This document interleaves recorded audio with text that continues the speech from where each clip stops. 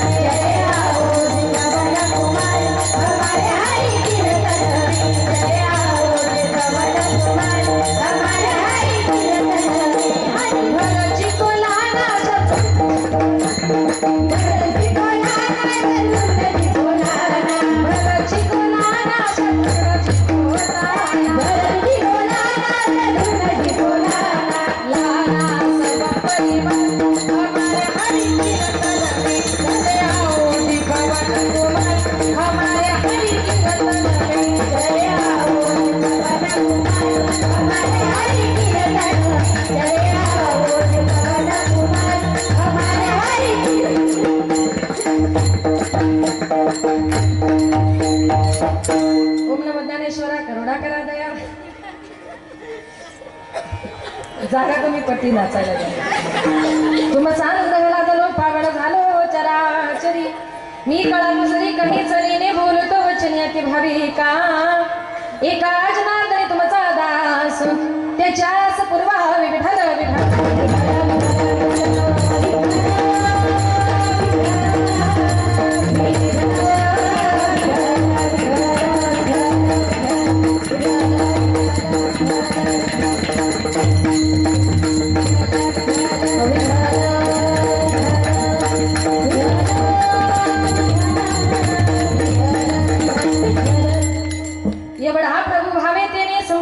राहावे. अभंगाला सुरुवात करण्यापूर्वी थोडासा परिहार द्यायचा तो असा. सालाबाद प्रमाणे याही वर्षी आपल्या या श्री क्षेत्र खातिवली या गावामध्ये साई भंडाऱ्याच्या निमित्ताने साईबाबांच्या प्रांगणामध्ये चालत असलेला हा कीर्तनाचा कार्यक्रम आणि आजचा जो काही कार्यक्रम आहे ते समस्त गुजरे परिवाराच्या वतीने श्रीमती सुगंधाताई पंढरीनाथ गुजरे, सौ रिद्धीताई राहुल पंढरीनाथ गुजरे आणि सिद्धीताई रुपेश पंढरीनाथ गुजरे गुजरी परिवाराच्या वतीनं गोड असा हा साई भंडाऱ्याचा कार्यक्रम आयोजित केला आणि त्या निमित्ताने कीर्तनरूपी सेवा या ठिकाणी आयोजित केली. साईबाबांचं खूप असं गोड सुंदर असं मंदिर आहे. आतमध्ये गेल्यानंतर शिर्डीला आल्यासारखं वाटतं. इतकं प्रसन्न वातावरण आणि गोड असं या वातावरणामध्ये निश्चितच गुजरे परिवाराच्या मनामध्ये साईबाबांविषयी भक्ती आहे, मनामध्ये भाव आहे आणि म्हणूनच आज इतकं मोठं वैभव साईबाबांचं मंदिर आणि पाठीमागे त्यांचा बंगला जर बघितला ही सगळी साईबाबांचीच कृपा. म्हणून मनापासून जर आपला जर भाव असेल तर भगवान परमात्मा माणसाला कधीच काही कमी पडू देत नाही.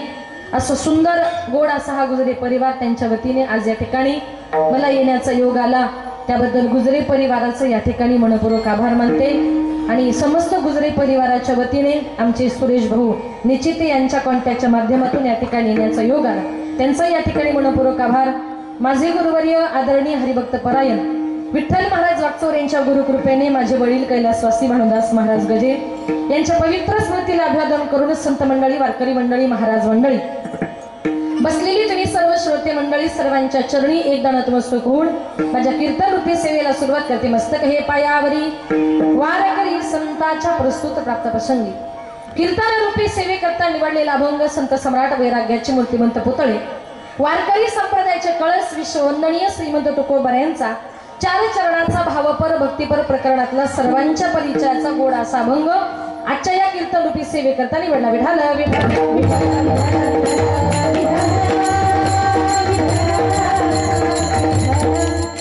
या अभंगाद्वारे जगद्गुरु तुकोबाराय पंढरीश पांडुरंग परमात्म्याच्या ऐश्वर्याचं, व्यापकतेचं आणि महानतेचं वर्णन करण्याचा प्रयत्न करतात. एवढा मोठा परमेश्वरी शब्दाने देखील सांगता येत नाही, परंतु आपल्या भक्ताच्या भावाकरता तो किती छोटा होतो तेने संपुष्टी राहावे. आपण त्याची ज्याप्रमाणे भक्ती करू ना त्याप्रमाणे भगवान परमात्मा भक्ताच्या मनातल्या सगळ्या इच्छा पूर्ण करतो. होय भक्ती केला तैसा पुरवी धरावी ती इच्छा. त्याच्या पुढे जाऊन तुकोबाराय म्हणतात एवढा मोठा जगाला दान करणारा परमात्मा सगळ्या जगाला दान करतो एवढा जगदानी. पण आपल्या भक्ताकडे काय मागतो? मागे तुळशी दळ पाणी तुळशीचं पान मागतो. शेवटी तुकोबाराय म्हणतात तो देव पुंडलिका करता आला, पुंडलिकाच्या नावा करता आला, पण सगळ्या जगाला तो सोपा झाला. विठाल विठाल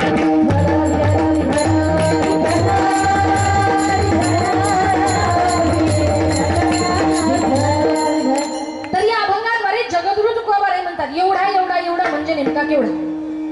तर या अभंगाद्वारे जगद्गुरु तुकोबाराय पांडुरंग परमात्म्याच्या ऐश्वर्याचं वर्णन करण्याचा प्रयत्न करतात. जो अर्जुन 24 तास देवाच्या संगतीमध्ये राहत होता त्याला भगवान परमात्मा कसा आहे किती मोठा हे कळालं नाही. सख्यपणी अर्जुन नर नारायण सृष्टी जनार्दन एक रूप 24 तास अर्जुन देवाच्या बरोबर राहायचा तरी देवा तो कसा आहे किती मोठा आहे हे अर्जुनाला कळलं नाही. तुकोबाराय म्हणतात अर्जुनाचं जाऊ द्या, ज्या स्वतःच्या यशोदा मातेने त्याचा सांभाळ केला तिला देखील आपला मुलगा कसा आहे किती मोठा हे कळलं नाही. कारण एक दिवस यशोदा माता घरामध्ये काहीतरी काम करत असताना बाहेर जाऊन गुपचूप कृष्णानं माती खाल्ली. माती खाली हे बळीराम दादाने बघितल्यानंतर बळीराम दादा पळत गेला आणि सांगितलं आई कृष्णानं माती खाल्ली. म्हणून यशोदा माता त्याला मारण्याकरता काठी घेऊन गेली, पण ते बाळ आपल्याला सांगू लागलं, आई ग आई नाही खाली ग म्या माती, आई ग आई नाही खाली ग म्या माती, आई ग आई नाही खाली ग म्या माती, आई ग आई नाही खाली ग म्या माती. बळीराम दादा हो बळीराम दादा, बळीराम दादा हो बळीराम दादा, बळीराम दादा हो बळीराम दादा, बळीराम दादा हो बळीराम दादा, खोटे बोलतो बळीराम दादा, खोटे बोलतो बळीराम दादा, भांडा भेटो भगवती. आई ग आई नाही खाली ग म्या माती, आई ग आई नाही खाली ग म्या माती, आई ग आई नाही खाली ग म्या माती, आई ग आई नाही खाली ग म्या माती. कृष्ण सांगू लागला, आई मी माती खाल्लीच नाही. यशोदा माता म्हणते कृष्णा, अरे बळीराम दादाने तुला माती खाताना बघितलंय. कृष्ण म्हणतो, आई अगं बळीराम दादा म्हणजे माझा विरोधी पक्ष नेता, कळतं ना. कितीही चांगलं काम करा, तो चांगलं बोलतो का? बळीराम दादा माझं भेटला तो हे माझा पक्षपाती, तो माझा पक्षपात करणारा, माझ्याविषयी काही चांगलं बोलणार आहे कृष्णा. आणि बाकीचे गोपाळ म्हणतात बाळा तू माती खाली, नाही आई ते सगळेच खोटं बोलताय. पण जेव्हा कृष्ण आपल्याला सांगत होता आई मी माती खाल्लीच नाही, तेव्हा कृष्णाचं वय जर बघितलं किती महिन्याचं होतं, तळवे तळ हात तळवे तळ हात टेकीत, तळवे तळ हात तळवे तळ हात तळ हात टेकीत, डाव्या गुढघ्याला गुढघ्यान रागत, डाव्या गुढघ्याला गुढघ्यान रागत, डाव्या गुढघ्याला गुढघ्यान रागत, तळवे तळ हात तळवे तळ हात तळ हात टेकीत, तळवे तळ हात तळवे तळ हात तळ हात टेकीत, डाव्या गुढघ्याला गुढघ्यान रागत, डाव्या गुढघ्याला गुढघ्यान रागत, डाव्या गुढघ्याला गुढघ्यान रागत. रंगणी रंगनाथ रंगणी रंगनाथ देखी लागत होय, रंगणी रंगनाथ रंगणी रंगनाथ देखी लागत होय, डाव्या गुढघ्याला गुढघ्यान रागत, डाव्या गुढघ्याला गुढघ्यान रागत, डाव्या गुढघ्याला गुढघ्यान रागत, तळवे तळ हात तळवे तळ हात तळ हात टेकीत, तळवे तळ हात तळवे तळ हात तळ हात टेकीत, डाव्या गुढघ्याला गुढघ्यान रागत, डाव्या गुढघ्याला गुढघ्यान रागत, डाव्या गुढघ्याला गुढघ्यान रागत. तळवे तळ हात टेकीत डाव्या गुडघ्यान रांगत. कृष्ण केवळ रांगत होता, गायनाला द्या. आता इथं बसलेल्या प्रत्येक आई बापाने एक उत्तर द्या, आपलं रांगणारं मूल साधारण किती महिन्याचं असतं? मुलं झाली ना सगळ्यांना, कवी सरल्या किती महिन्याचं असतं साधारण? 7-8 महिन्याचं. मग 7-8 महिन्याचं रांगणारं मूल कधी बोलतं का?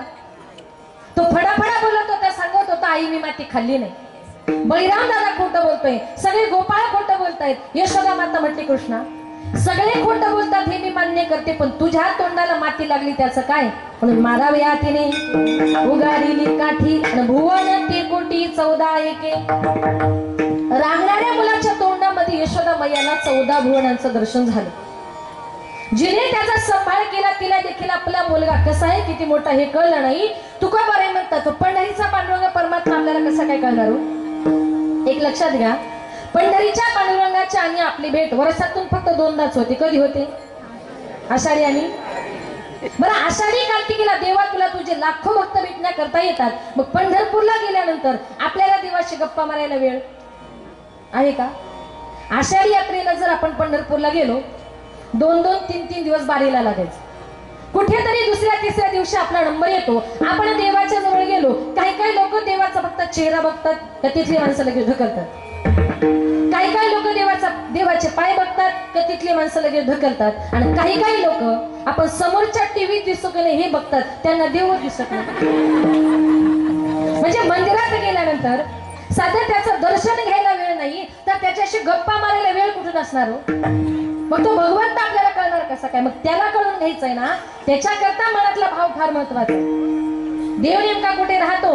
न काष्टविद्या तो देव, न पाषाणेच मृन्मय, भावी ही विद्या तो देव, तस्मात भाव ही कारण. भगवान परमात्म्या करता मनात महत्वाचा आहे तो मनातला शुद्ध भाव. तुमचा जर शुद्ध भाव असेल ना तर भगवान परमात्मा आपल्या भक्ताच्या उद्धारा करता या जगामध्ये कुठल्याही रूपाने कशाच्याही रूपाने या जगामध्ये यायला तयार आहे. फक्त मनातला शुद्ध भाव, शुद्ध ज्याचा भाव झाला दुरी नाही देव त्याला. मनातला शुद्ध भाव फार महत्वाचा. आणि भगवान परमात्मा हा तुमचा फक्त भावाचा भुकेलेला आहे, त्याला जास्त काही लागत नाही. तुम्ही त्या भगवान परमात्म्याला काय देता, यापेक्षा किती प्रेमाने देता त्याच्या पाठीमागचं प्रेम माझा भगवान परमात्मा बघत असतो. आणि देव खात नाही. आपण काय म्हणतो, देवाला नैवेद्य दाखवायचंय, देवाला वासना, माणसाला सगळ्यांचं पाठ आहे. भगवंत खात नाही.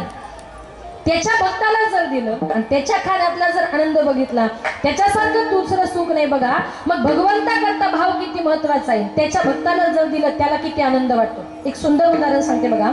एका गावात एक वारकरी बाबा पंढरपूरची पायी वारी करण्याकरता निघाले होते. मुक्काम करत चाललेले असताना एका गावामध्ये त्या वारकऱ्याचा मुक्काम झाला. मुक्काम झाल्यानंतर गावचे पाटील आले. पाटलांनी सांगितलं, बाबा मंदिरात राहण्यापेक्षा माझ्या घरी चला. तो वारकरी त्या पाटलाच्या घरी मुक्काम करता गेला. सकाळी उठला, स्नान संध्या देवपूजा झाली. पाटलाचा निरोप घेतला, वारकरी निघाला. आणि पाटलांनी सांगितलं, बाबा पंढरपूरला चालत म्हणे. हो, मग चाललात ना. योगायोगानं आंब्याला चांगले आंबे आलेले आहेत, अजूनपर्यंत कोणी खाल्ले नाही. चाललात ना, माझ्या नावाचे एवढे 5 आंबे जरा पंढरपूरला घेऊन जा. त्या पाटलानं 5 आंबे दिले. तो वारकरी मुक्काम दर मुक्काम करत करत निघाला.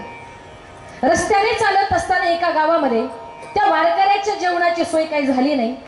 रात्रीच्या वेळेला त्याला फार भूक लागली म्हणून 5 आंब्यामधून 2 आंबे वारकऱ्यानं खाल्ले. आता राहिले किती आंबे?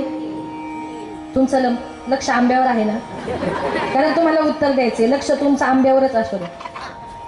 राहिले किती? 3 आंबे. तो वारकरी पंढरपूरला गेला. चंद्रभागेचं स्नान बारीला लागला आणि त्याने ते आंबे घेतले, पांडुरंगाच्या चरणावर ठेवले. सांगितलं, पांडुरंगा, अमुक गावच्या पाटलाने तुझ्याकरता 5 आंबे दिले होते.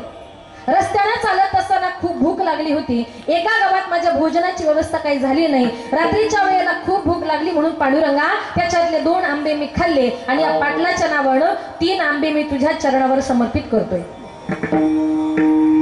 तो वारकरी पुन्हा रिटर्न आला. आल्यानंतर पाटलाच्या घरी गेला आणि पाटलाला सांगितलं, पाटील साहेब, तुम्ही पांडुरंगा करता जे काही 5 आंबे दिले होते, प्रामाणिकपणे त्याने सांगितलं, रस्त्याने चालत असताना मला भूक लागली होती, त्याच्यातले 2 आंबे मी खाल्ले आणि 3 पांडुरंगाच्या चरणावर ठेवले.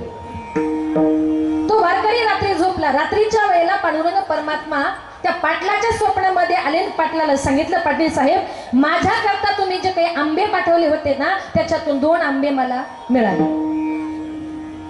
आता वारकऱ्याने किती ठेवले होते? 3. आणि देवाने काही सांगितलं, 2च आंबे मला मिळाले.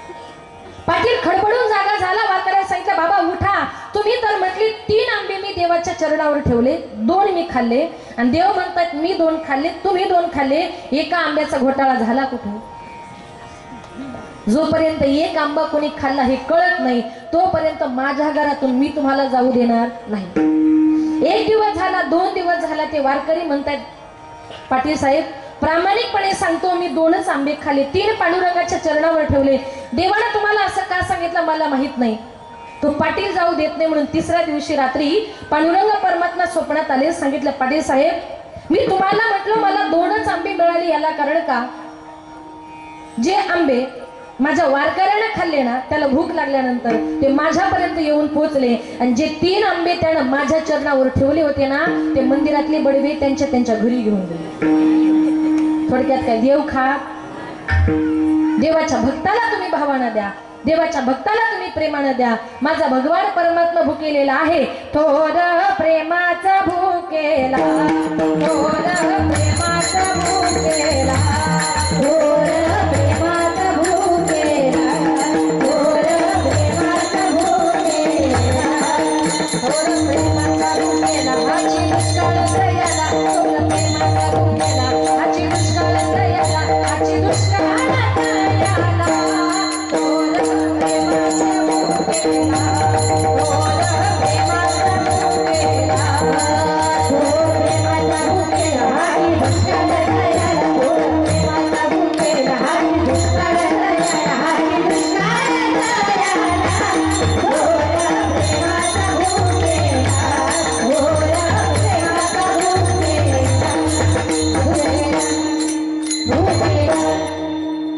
थोर प्रेमाचा भुकेला थोर प्रेमाचा भुकेला हाची दुष्काळ तयाला। आजही आमच्या गुजरे भाऊनी बरं का साई भंडाऱ्याचा कार्यक्रम ठेवलाय। साईबाबांना काही लागत नाही, त्यांच्या भक्तांनी प्रेमाने जे खाल्लं अन्नदान जे करणार आहेत तेच त्यांच्यापर्यंत जाऊन पोचणार आहे। म्हणून आपल्या दारात जर कोणी भिक्षुक आला तर त्याला कधीच परत पाठवायचं नाही, कारण आलेला अतिथी देवो भव, देवाच्या स्वरूपात तो असू शकतो। म्हणून आलेल्या अतिथीला कधी परत पाठवायचं नाही, कारण देवाला प्रत्येकाच्या घरी जाणं शक्य नाही, तो कुणाच्या ना कुणाच्या रूपाने आपल्या दारात येतो। म्हणून आपल्या हिंदू धर्माची प्रथा आहे अतिथी देवो भव, आलेल्या अतिथीला देव माना, तुमचा उद्धार झाल्याशिवाय राहणार नाही।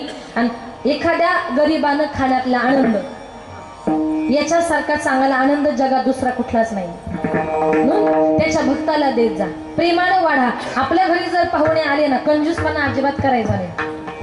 एकदा पुण्याला गेले होते कीर्तनाला, ते पुण्याच्या बायका एवढ्या चपात्या करतात, दारात गेलो की म्हणतात येणार, म्हटलं येणार। आता कीर्तनाला आले म्हटलं येणारच। चहा घेणार की कॉफी, म्हटलं कॉफी घेणार। चहा पाणी झाला, जेवायला बसलो आणि ती बाई आता एवढ्याच चपात्या, आता माझ्यासारखी 4-5 तरी खाईन ना, जास्त नाही खात मी। किती खाता म्हटलं, आता तुम्ही वाढताच एवढ्या एवढ्या, किती खाणार। आणि ती येताना जरा चप्पल घालून आली, म्हटलं मावशी तुमच्या पायात चप्पल, ती म्हटली वाढायचीच आहे। म्हटलं तुमच्या घरात चपला किती, ती म्हणती वाढायची वेगळी स्वयंपाकाची वेगळी। म्हटलं एखादी मारायची नाही का, बाई सुगरण असली पाहिजे, पण वाढण्यात सुद्धा तिचा हात चांगला असला पाहिजे, नाहीतर देऊ का आणि पुढे म्हणायचं पुढे जायचं याचा अर्थ नाही। जो आपल्या दारामध्ये आलाय त्याला प्रेमानं खायला द्या, त्याला पोट भरून खायला द्या। भगवान परमात्मा थोर प्रेमाचा हाची दुष्काळ।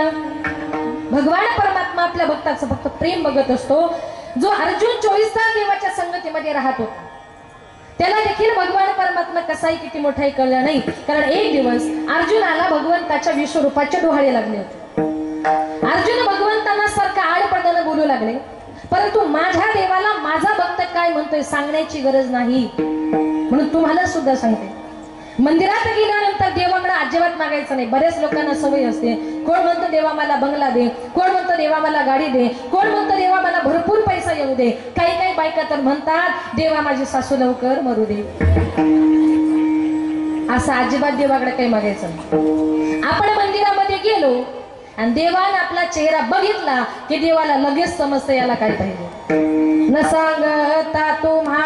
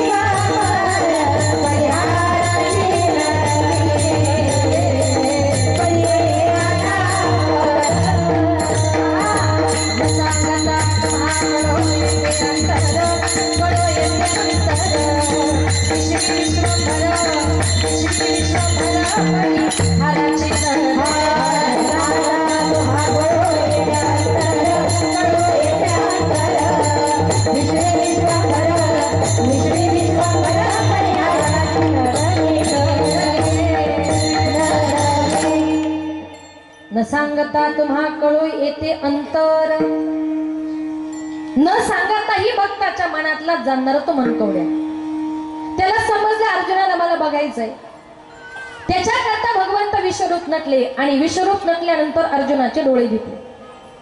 अर्जुन गुडघ्या डोके घालून बसला। ही अडचण देवाच्या लक्षात आली। देव म्हटले अर्जुना अरे मला पाहण्याकरता तेवढी योग्यता पाहिजे, म्हणून देवाने अर्जुनाच्या प्रत्येक रोमा डोळे दिले आणि एक डोळा अगदी सूर्यापेक्षाही तेजस्वी, पण तरी सुद्धा अर्जुन भगवंतांचा विश्वरूप पाहू शकला नाही. म्हणून तुकोबारे म्हणतात देव केवढा असेल याचं माप जवळ नाही. अभंगाचे एवढा प्रभू भावे, एवढा प्रभू भावे, एवढा प्रभू भावे, एवढा प्रभू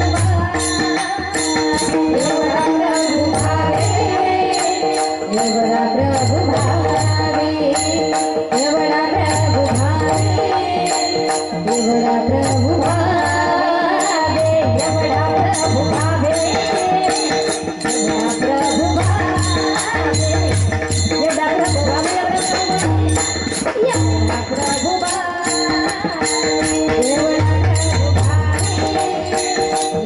प्रभु भावे, एवढा प्रभु भावे, एवढा प्रभु भावे, एवढा प्रभु भावे,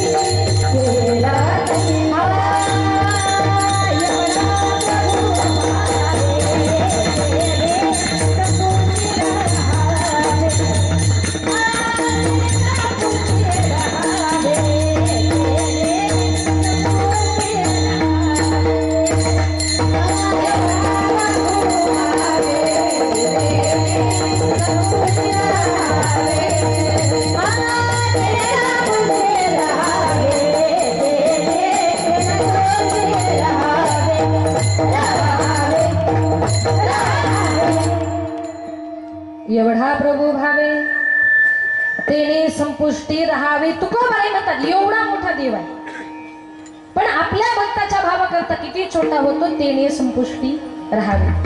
भक्ताच्या हृदयरूपी पेटीमध्ये राहतो. भगवान परमात्मा करता महत्वाचा आहे तो भाव. संत महात्मे म्हणतात भगवान परमात्माने तुम्हाला मला जो काही देह दिलाय, देवे दिला देह भजना गोमटा तो या झाला फाटा बाधिकेचा. नीट ऐका, हे तर काही लोक भोजन ऐकतात आणि 24 तास जेवतात. भोजन करण्यासाठी नाही, त्याचं भजन करण्याकरता देह दिलाय. म्हणून या नरदेहाने जन्माला आल्यानंतर बघा हा मनुष्य देव फार दुर्लभ आहे. या जगामध्ये तुम्हाला आम्हाला सगळं काही परत परत मिळेल. पुनर्वित्तम पुनर्मित्रम पुनर्भार्या पुनर्मही येतत सर्व पुनर्लभ्य न शरीर पुनः पुनः. नरदेह नावाची गोष्ट पुन्हा पुन्हा मिळणार नाही. म्हणून हात दिलेत ना, हाताने टाळी वाजवावी, गुढी उभारावी, वाटती चालावी पंढरीची. हाताने टाळी वाजवली पाहिजे. पायानं पायी तीर्थयात्रा घडो, देह संता घरी पडो. पायानं आळंदी पंढरपूर त्र्यंबकेश्वर शिर्डी कुठली तरी पायवारी करा. आजही त्याचे भक्त पंढरपूरला जातात, कुणी आळंदीला जातात, कुणी देहूला, कुणी त्र्यंबकेश्वरला. साईबाबाचे भक्त असतील तर ते शिर्डीला जातात, कारण पायाचं पुण्य आहे तीर्थयात्रा करण्यात. ऐका, जन्माला जर नुसत्या संसाराच्याच फेऱ्या मारल्या तर तुमचा मनुष्य जन्म फुकट गेला असं समजा. मग एकदा तरी या पायानं पायवारी करून घ्या. एखाद्याला म्हटलं आता आळंदीची यात्रा झाली, आता त्र्यंबकेश्वरची यात्रा आली, चलता का पायवारीला? ती बाई म्हणते ह्या वर्षी नको, नातवंड लहान लहान आहे, पुढच्या वर्षी येईल, पुढच्या वर्षी जगाल याची गॅरंटी. बरं आता जिवंत आहात ना, आत्ताच जाऊन या, कारण पायाचं पुण्य आहे तीर्थयात्रा करण्यामध्ये. मग जेव्हा साईबाबाचे भक्त त्याची पालखी घेऊन शिर्डीला जातात ना, तेव्हा इतके आनंदाने जातात. तुला खांद्यावर घेईन, तुला पालखीत मिरवीन, तुला खांद्यावर घेईन, तुला पालखीत मिरवीन. साईबाबा आणि शिर्डीला पायी चालत येईन, साईबाबा आणि शिर्डीला पायी चालत येईन. तुला पालखीत मिरवीन,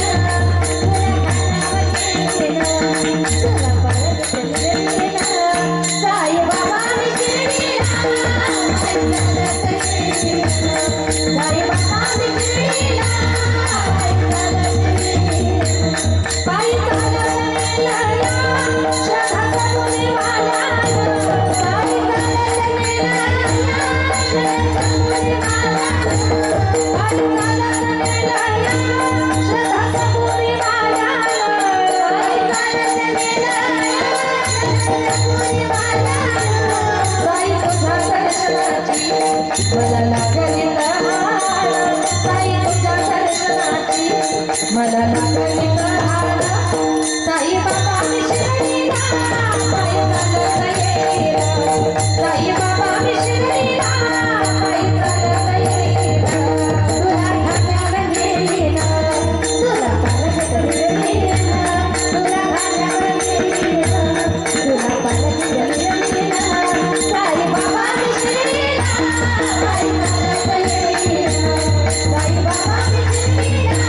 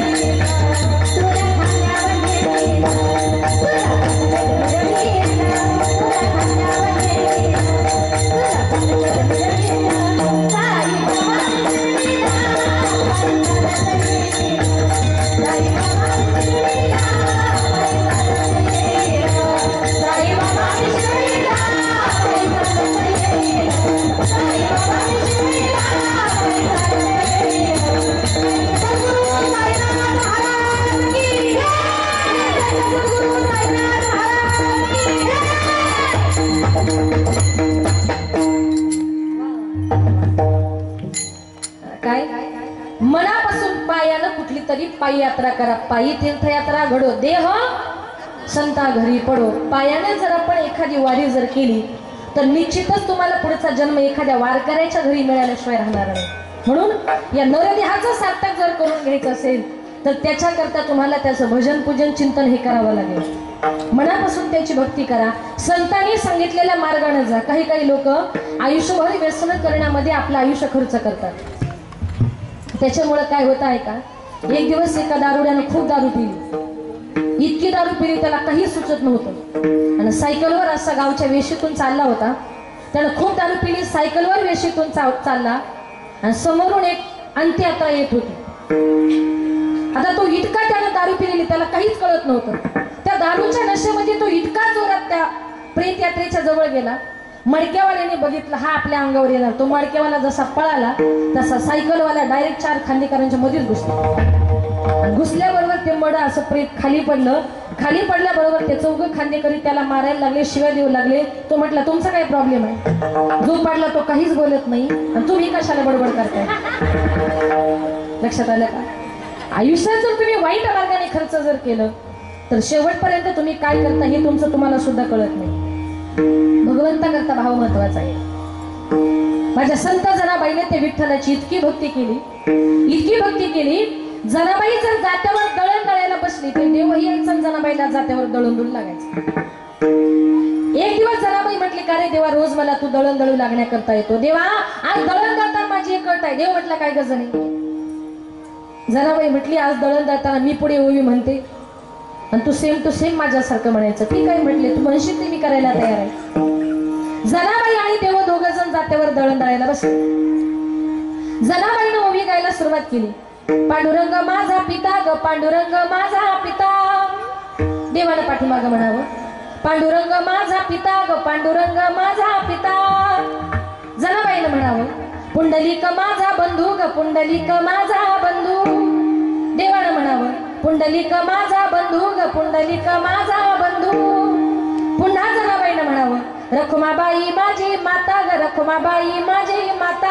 आणि देवाने म्हणावं रखुमाबाई माझी माता। देवा तुझ्या डोक्यात काही फरक झाला का? म्हणजे काय झालं जणी? अरे रखुमाबाई तुझी माता का बायको?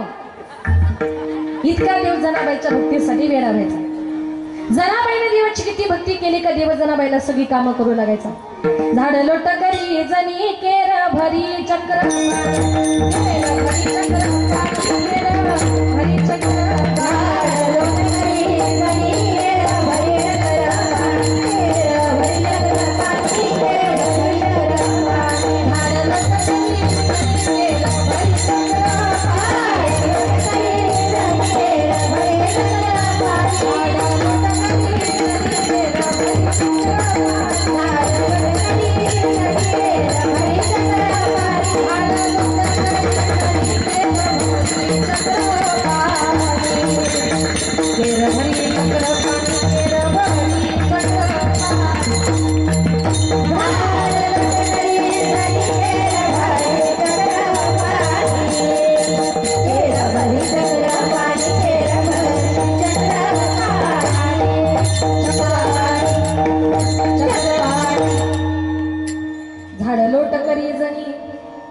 केर भरी चक्र पाणी। जनाबाईने झाडून काढावं देवाला केर भरावा इतका मोठा जनाबाईचा अधिकार। आज लक्षात ठेवा समाजामध्ये स्त्री आणि पुरुषांना 50-50% आरक्षण आहे। आता अगदी आपल्या ग्रामपंचायत मध्ये सुद्धा आले। आपल्या ग्रामपंचायत मध्ये अर्ध्या महिला अर्धे पुरुष। आता इथंही सरपंच महिला सदस्य आले असतील, आल्यात ना? आल्याच असतील बघा। मग एखाद्या बाईने सांगितलं हो आता मीही ग्रामपंचायतचे सरपंच काय उपसरपंच काय सदस्य काय तुमच्या इतका अधिकार मलाही प्राप्त झालाय। मी आतलं घर झाडले तुम्ही बाहेरचं अंगण झाडाल का? बायको सरपंच झाल्यावर हो का नाही? काहीच नाही। झाडीत झाडीत जा थोडीशी मदत करत जा। ऐका अजिबात झाडायचं नाही। ऐकलं का? अजिबात झाडायचं नाही। स्त्रिया कितीही मोठ्या पदावर गेल्या स्त्रियांची कामं ही स्त्रियांनीच करायची असतात आणि पुरुषांची कामं ही पुरुषांनीच करायची असतात। नाहीतर आजही काही पुरुष लोकांचं जीवन असं आहे बायको म्हटली जा दळायला तर बिचारे चालले दळायला। बायको म्हटली घासा भांडे तर लागले भांडे घासायला। त्याला पुरुष म्हणत नाही। त्याला आपल्या गावठी भाषेत एक म्हण आहे जन्माला यायला हेला आणि ओझे वाहून वाहून मेला। काय म्हणून बघा एका गावात एका बाईचा नवरा ना ती बाई तिच्या नवऱ्याकडून सगळी कामं करून घ्यायची। कपडे धुणं भांडी घासणं स्वयंपाक करणं झाडलोट करणं। एक दिवस नवरा सकाळी सकाळी उठला तिने सांगितलं आज तुम्ही कुठलंच काम करायचं नाही फक्त जागेवर बसायचं। तिने त्याला नवीन कपडे घालायला दिले। त्याच्यासमोर पुरणपोळी असं पाची पकवाडण्याचं भोजन त्याच्यासमोर ठेवलं। त्याला म्हटली निवांत जेवा आणि जेवले का लगेच आराम करा। तो म्हटला काय ग वर्षभर मला राबून घेतेस आणि आज तुला देव कुठला पावलाय का मला आयतं ताट जेवायला दिले? ती म्हटली अहो मला देव वगैरे काही पावला नाही। तुमच्या लक्षात नाही का म्हटली आज बैल पोळा येते। कारण तुम्हाला माहिती फक्त पोळ्याच्या दिवशी बैलाला काम सांगत। मी बैलाबद्दल बोलते बरं माणसाबद्दल नाही गैरसमज करून। आपण फक्त ऐकायचं का देव जनाबाईला झाडलोट करू लागला। झाडे लोट करी जणी केर भरी चक्र पाणी। त्याच्या पुढे जाऊन सांगते भावामुळे भक्तीमुळे माझ्या जनाबाईनं किती मोठा अधिकार प्राप्त केला होता। कधी कधी जनाबाई देवाशी भांडण करायची। भांडण करून देवाला शिव्या द्यायची आणि शिव्या देऊन काय म्हणायची अरे काळ्या विठ्यामुळं मायेच्या कारट्या तुझी रांडरणकी झाली जन्म सावित्री पिडाल्या तुझे गेले मळे तुला पाहुरी काळ रडे उभी राहोळी अंगणी शिव्या देती दासी जणी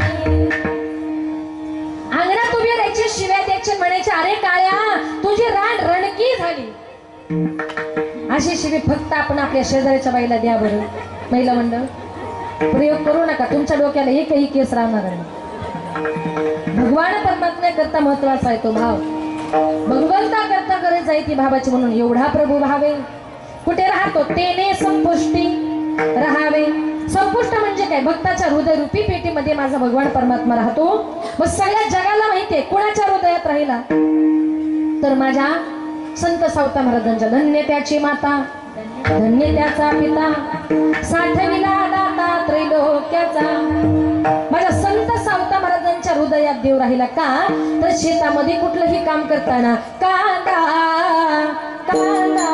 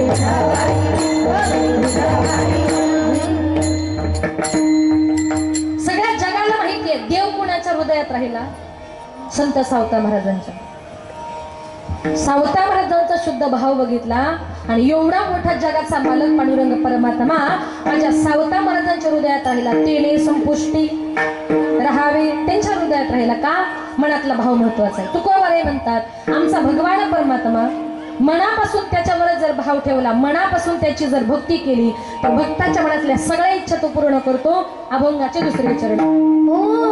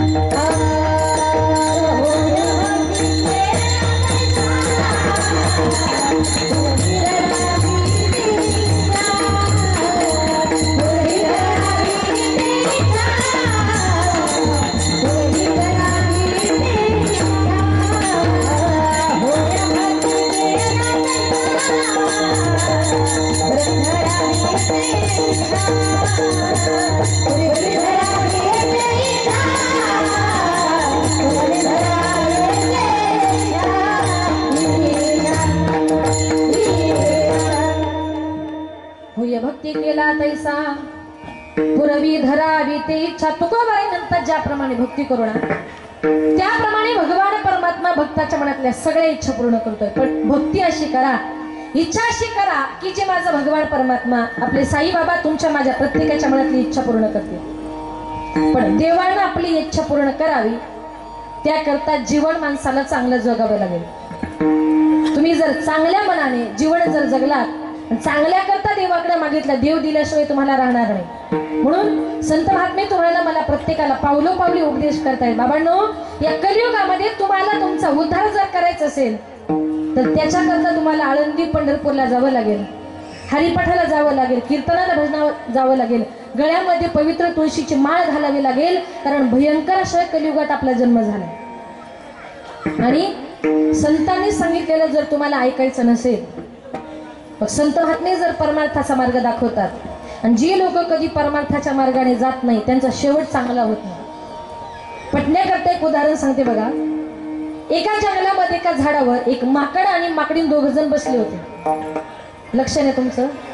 कुठं बसले होते? कोण बसले होते? माकड आणि दोघा नवरा बायकोच्या छान गप्पा चालल्या होत्या. गप्पा चालू असताना तेवढ्यात त्या विहिरीतून आकाशवाणी झाली. जो कोणी प्राणी या विहिरीमध्ये उडी मारेल त्याला मनुष्य जन्म प्राप्त होईल, आणि जो कोणी मनुष्य या विहिरीमध्ये उडी मारेल त्याला प्राण्याचा जन्म प्राप्त होईल. ती माकडी थोडीशी भावनिक होती, कारण स्त्रिया थोड्याशा भावनिकच असतात. ती माकडी थोडीशी भावनिक होती. नवऱ्याला म्हणते, अहो मनुष्य जन्म प्राप्त करण्याची संधी आली, मारायची का उडी? त्यानं सांगितलं नको, बरं आहे आपलं माकडाचं. ती म्हटली, ऐका, अहो मनुष्य जन्म मिळणं फार अवघड आहे. एक एक योनी, कोटी कोटी फेरा, तेव्हा माणसाला मनुष्य जन्म मिळतोय. मग अनासहित तो आपल्याला मिळणार आहे, नाही कशाला म्हणायचं, संधी आली तर मनुष्य जन्म प्राप्त करून घेऊ. ती माकडी खूप आग्रह करते. त्या माकड्यानं सांगितलं, ठीक आहे, तू एवढी म्हणते ना, चल मारू उडी. पण उडी मारताना दोघांनी बरोबर, नाहीतर मी मारायचो उडी आणि तू राहायची झाडावर बसून. असं नको व्हायला, माझा व्हायचा माणूस तुझी राहायची माकडी. ती म्हटली, तेवढा विश्वास नाही का? हवं तर असं करा, माझा हात पकडा, तुम्ही 1 2 3 म्हणा. 3 म्हटलं की आपण दोघं उडी मारू. ठीक आहे म्हटले. दोघांना बरोबर पॅक असा हात पकडला. ते माकड म्हटलं 1 2 3. 3 म्हटलं की त्यांनी दोघांनी विहिरीमध्ये उडी मारली. उडी मारल्याबरोबर त्या माकडाचा झाला दिव्य पुरुष आणि माकडीनीची झाली सुंदर स्त्री. दोघे जण विहिरीच्या वरती आले, एकमेकांची प्रशंसा करू लागले. तिनं सांगितलं, प्रशंसा बस झाली, मनुष्य जन्म प्राप्त झालाय ना, पटकन कुठेतरी जाऊ, एखादा गुरु करू, गळ्यामध्ये माळ घालू, आळंदी पंढरपूरच्या वाऱ्या करू, हरिपाठ काय, कीर्तन काय, भजन काय, आणि उरलेल्या आयुष्यामध्ये मनुष्य जन्माचं सार्थक करून घेऊ. त्यानं सांगितलं, ग तुझ्या सांगण्यावरून उडी मारली, माकडाचा माणूस झालो. आता माणूस झालो तर माळ वगैरे घालायचा आग्रह करू नको, कारण आपलं खाऊन पिऊन बरं होतं. तू म्हणते आता गळ्यात माळ घालायची, खाणं पिणं बंद करायचं, मला काही ते जमणार नाही. ती म्हटली, अजून किती खाता, आता म्हातारी झालं, चावत नाही, आता तरी माळ घाला. कितीतरी बायका आपल्या नवऱ्याला समजवतात, पण माकडा ऐकत. माकडाबद्दल बोलते बरं, माणसाबद्दल कितीतरी बायका सांगतात, पण ते माकड ऐकायलाच तयार नाही. शेवटी ते माकडच. त्यानं म्हटलं, नाही नाही, तू म्हणते ना गळ्यात माळ घालायचे, खाणं पिणं बंद करायचं, माझ्याच्याने होणार नाही, माझा मी उडी मारतो, माझं माकडाचंच बरं आहे. ती म्हणते, ऐका, नका मारू उडी, नका मारू उडी. त्यानं बायकोच ऐकलं नाही, त्यानं विहिरीत उडी मारली. आणि जे लोक बायकोचं चांगलं ऐकत नाही त्यांचं शेवटी माकडच होतं. त्यानं ऐकलं नाही बायकोचं, त्यानं मारली उडी. उडी मारल्याबरोबर माणसाचं झालं परत माकड.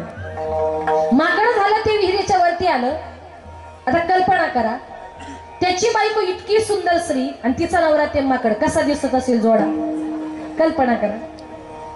तेवढ्यात तिथल्या जंगलाचा राजा तिथे फिरण्याकरता आला आणि त्यानं बघितलं, अरे इतकी सुंदर स्त्री आणि ते माकड तिच्या बाजूला काय करते, हिला वाचवलं पाहिजे. म्हणून तो राजा पळत पळत गेला, त्या स्त्रीच्या बोटाला धरलं आणि त्या स्त्रीला आपल्या राजवाड्याकडे घेऊन चालला होता. ते माकड तिच्या पाठीमागं रडत होतं, उड्या मारत होतं, सांगत होतं, ही माझी बायको आहे, ही माझी बायको आहे, पाया पडतो तुमच्या, तुला नेऊ नका. आता मला सांगा, माकडाने किती सांगितलं ही सुंदर स्त्री माझी बायको आहे, मग माकडाला बायको मिळेल?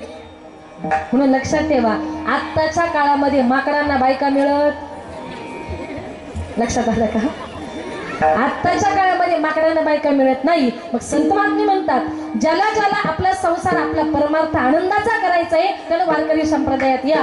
आणि आमचंही सांगून जर तुम्ही ऐकत नसाल तर हे जरी नाही काल मग दुसरा येईल हे जरी नाही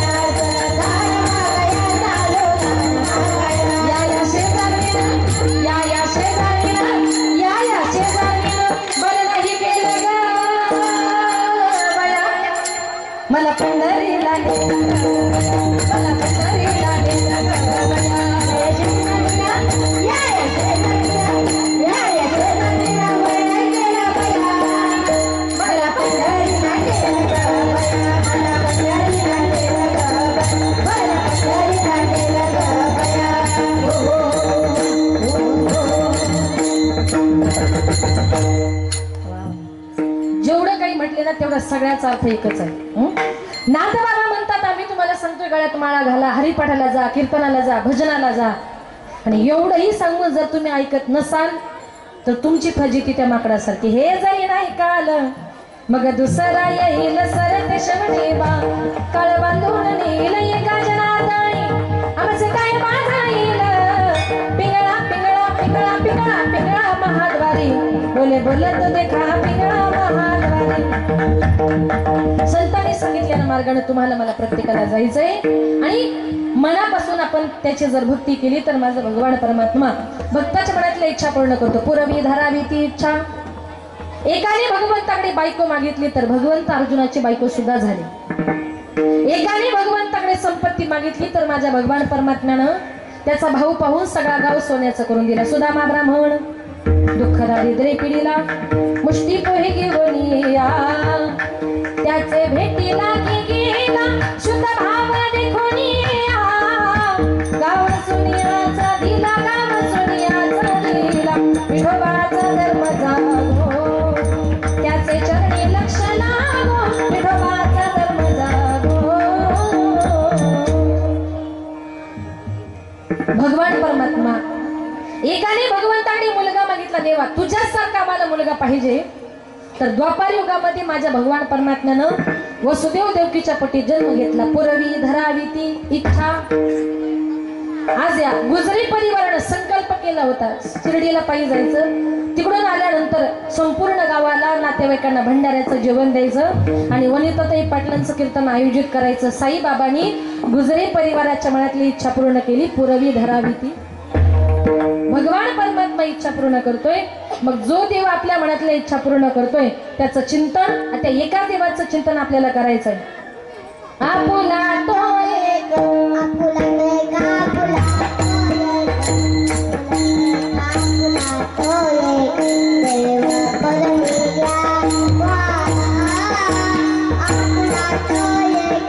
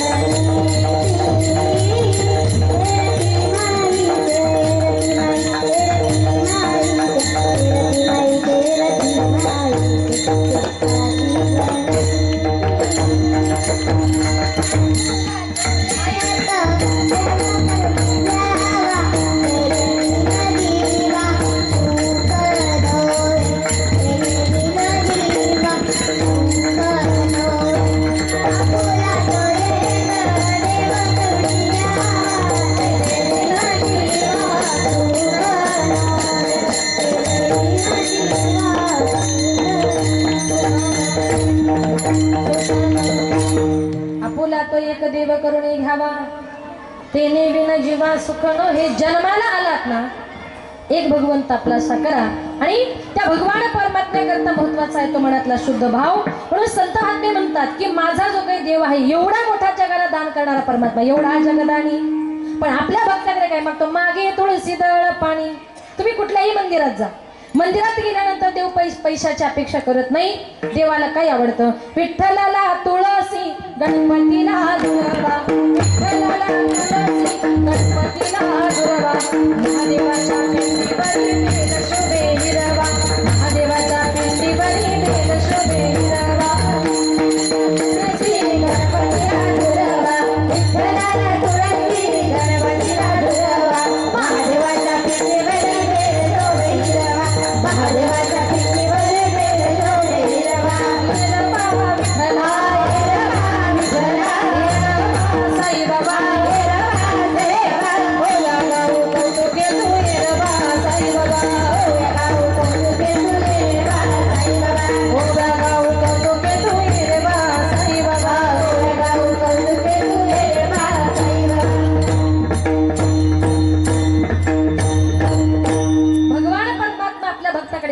पानाची फुलाची फळाची अपेक्षा करतोय, जास्त काही माझा देव मागत नाही, म्हणून मनोभावे त्याला शरण जा. आणि त्याला शरण जात असताना शेवटी तुकोबराय म्हणतात, तो देव आला ना बा रूपा, तुका म्हणे झाला सोपा, पुंडलिका करता आला, पुंडलिकाच्या नावा करता आला, पण सगळ्या जगाला सोपा झाला. मनापासून त्याची भक्ती करा. आणि जाताना एक सांगेल की आज या ठिकाणी साईबाबांचा भंडार आहे, महिला मंडळाची संख्या भरपूर आहे, पण एक सांगेल, जीवन जगत असताना जीवनामध्ये बहीण भावंड आई बाप ही नाती फार महत्वाची आहेत. ती नाती जपण्याचा प्रयत्न करा. पैसा आज नाही उद्या कमवता येईल, पण जीवनामध्ये नाती ही फार महत्वाची आहेत. म्हणून महिलांकरता एक मी तुम्हाला सांगेल की बहीण आणि भावाचं नातं म्हणजे अतिशय गोड, अतिशय प्रेमाचं. आज जमिनी करता नाते राहिले नाही. बहिणीला भाऊबीज नाही आणि भावाला रक्षाबंधन सुद्धा नाही, काहीच नाही. आज पैसा करता नाते तुटत चालली, पण बहिणीचं भावाचं नातं अतिशय गोड, अतिशय प्रेमाचं. ज्याला कळालं त्यानेच घेतलं. भावा ग बहिणीचं किती गोड असे नातं, ज्याला त्याला कळे एका हृदयात. अतिशय गोड नातं, पण पैसा करता जमिनी करता कधी कधी नाती तुटली जातात. भाऊ बहिणीचं नाव घेत नाही, बहीण भावाचं नाव घेत नाही. कधीतरी तो भाऊ तिच्या गावात येतो, शेजारी बाई म्हणते, का गो तुझा भाऊ सकाळी गावात बघितला, घरी नाही आला का ग? त्या बहिणीला रात्रभर झोप लागत नाही. ती बहीण म्हणते, माझा भाऊ गावात आला, माझ्या घरी नाही आला. गावावरून गेले बंधू गाव, कुसाची पायरी, घरी नाही आला माझी असुसी राहिली. 4 बहिणी असतात, एकुलता एक भाऊ असतो. आई वडील अगोदरच गेलेले असतात. ती बहीण रडते, म्हणते, दादा या जगामध्ये आम्हाला कोणाचा आधार नाही रे. तू आमचा एकुलता एक भाऊ आहेस, आमचे माईबाप गेले, तू आमच्याकडे येऊ नको. पण आम्ही कशा आहोत, आमची मुलं बाळ कशा आहे, फोनवर एखाद्या पत्रावर नुसती चौकशी तरी कर. आम्ही 4 बहिणी म्हणजे कुठे असतो? आम्ही 4 बहिणी 4 डोंगराच्या आड, सख्या भाऊ राया कुशाली पत्र धाड. दादा येऊ नको रे, आम्ही कशा आहोत, आमची मुलं बाळ कशा आहेत, नुसती एखादी चौकशी तरी कर. कुठे जातो? सासऱ्याच्या घरी. बरं तिकडे जायला किती तयारी हो?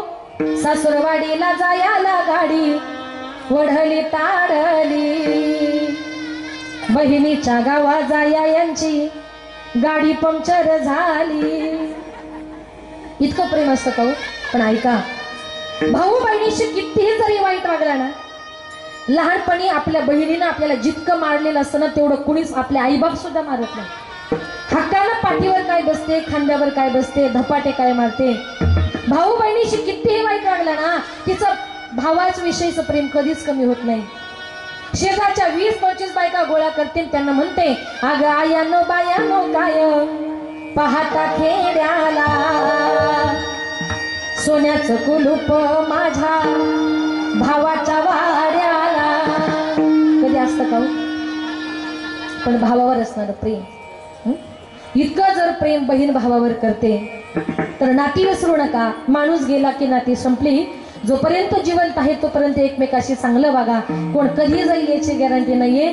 नाती जपा, बहीण भावाला जपा, आई बापाला जपा, कारण एकदा का माणूस निघून गेला तो या जगामध्ये परत कधीच दिसणार नाही. आणि शेवटचे आपल्याकडे 2 मिनिटं बाकी आहे.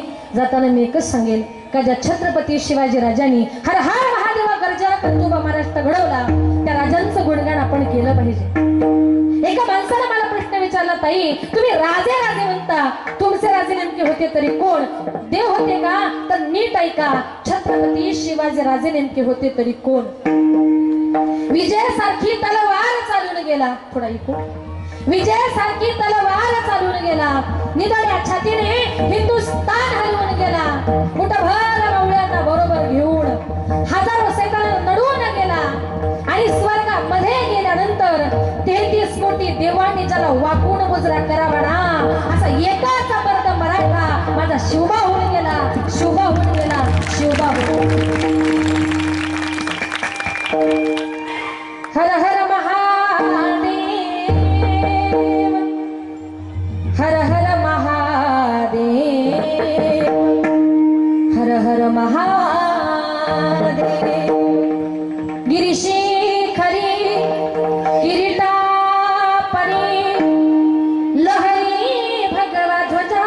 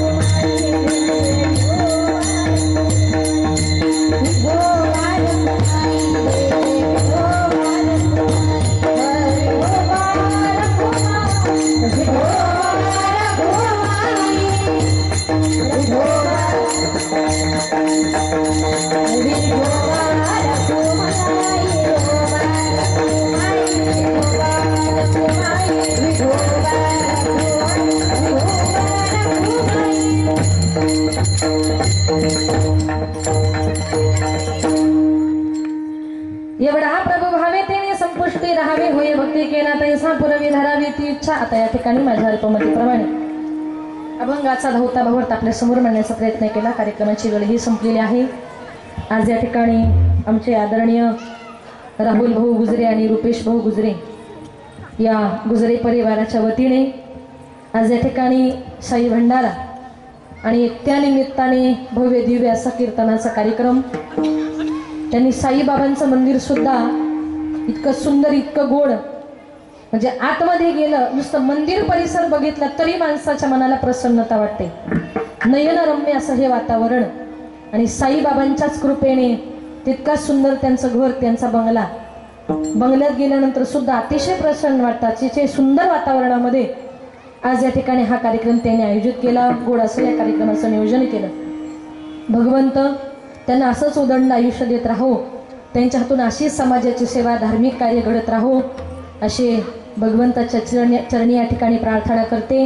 आणि ते दोघंही भाऊ आमचे राहुल भाऊ असतील, रुपेश भाऊ असतील, त्यांच्या दोन्ही पत्नी आणि त्यांच्या आई, त्यांचा संपूर्ण परिवार अतिशय गोड असा हा परिवार आहे। आणि त्या परिवाराच्या माध्यमातून आज या ठिकाणी कीर्तन करण्याचा योग आला।